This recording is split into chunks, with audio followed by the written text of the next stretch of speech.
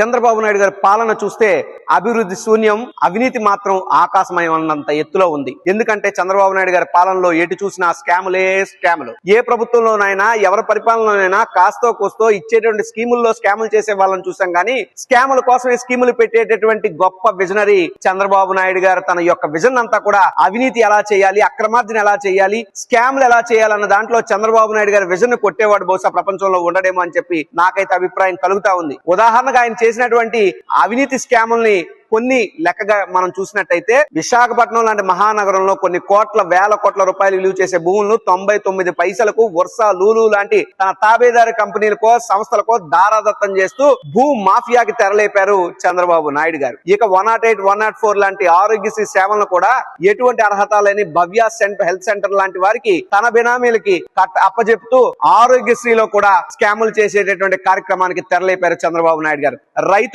రైతే దేశానికి వెన్నుముక్క అంటారు, కానీ రైతు వెన్నుముక్క విరగొట్టాడు చంద్రబాబు నాయుడు గారు. కనీసం యూరియా కూడా రైతులకు ఇవ్వకుండా ఆ యూరియాలో కూడా స్కాములు చేసేటటువంటి దిక్కుమాలిన స్థాయికి చంద్రబాబు నాయుడు గారు ప్రభుత్వం దిగజారిపోయిందని చెప్పడానికి సిగ్గుపడతా ఉన్నా. నేను కూడా ఈ రాష్ట్రంలో పౌరుడుగా ఉన్నందుకు ఈ రోజు ఇటువంటి దిక్కుమాలిన పరిపాలన సాగుతున్నందుకు. ఇక చూస్తే మహిళలకు లేదా అంగన్వాడీలకు ఇచ్చేటువంటి మొబైల్ ఫోన్లు బయట మార్కెట్ లో 9,380 రూపాయలు దొరికే స్మార్ట్ ఫోన్ ని వీళ్ళు అప్పరంగా 14,000 రూపాయలు రమారమి కోట్ చేసుకుని సుమారు మహిళలు అంగన్వాడీలకు ఇచ్చే మొబైల్ ఫోన్ లో కూడా 50 కోట్ల పైన స్మార్ట్ గా నొక్కేశారు చంద్రబాబు నాయుడు గారు ప్రభుత్వంలో. ఇక చూసుకుంటే పోతే కనీసం మహిళలకు ఇచ్చేటువంటి కుట్టు మిషన్లో కూడా స్కామ్. ఇకపోతే అమరావతి రోడ్ లో వేసేటటువంటి సీడ్ యాక్సెస్ రోడ్లో స్కామ్, రైతులకు పంపిణీ చేసిన పరికరాల్లో స్కామ్, విద్యుత్ పరికరాల్లో స్కామ్. ఏ యొక్క సమస్య ఏ యొక్క అంశాన్ని తీసుకోండి ప్రతి దాంట్లో కూడా స్కాములు చేయటం, వందల వేల కోట్లు ఆర్జించడమే పనిగా పెట్టుకుంది చంద్రబాబు నాయుడు గారి ప్రభుత్వం. కానీ జగన్మోహన్ రెడ్డి గారి నాయకత్వంలో అలనాడు రైతు సంక్షేమానికి, విద్యార్థులకి, మహిళల కోసం, యువత కోసం అహర్నిశలు జగన్మోహన్ రెడ్డి గారు ప్రభుత్వ ఖజానాని పేద ప్రజలకు మళ్లిస్తే